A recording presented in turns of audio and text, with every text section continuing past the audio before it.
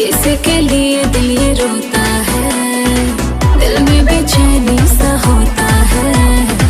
किसी के लिए दिल ये रोता है, ता हमरा दिलवा में दर्द मीठा मीठा होता है।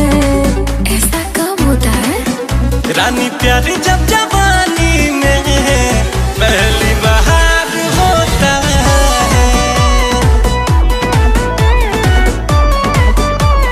हाँ, रानी प्यारी, जब जवानी में पहली बहार होता है।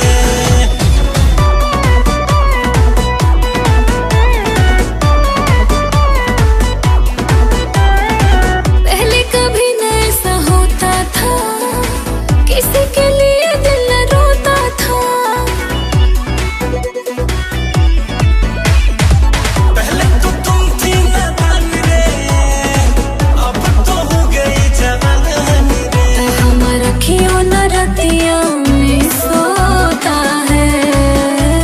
ऐसा होता है ए रानी प्यारी, जब जवानी में पहली बार होता है।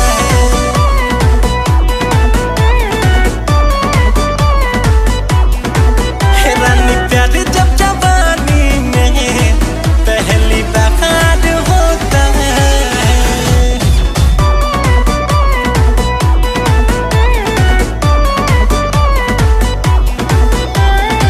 जब से दिल्ली से आए हो, तब से मन गड़बड़ाए हो।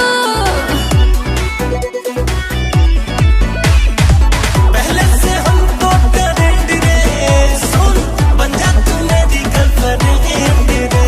इस राहुल तुम्हें एहसास नहीं होता है। इसी को तो लव कहते हैं रानी प्यारी, जब जवानी में पहली बार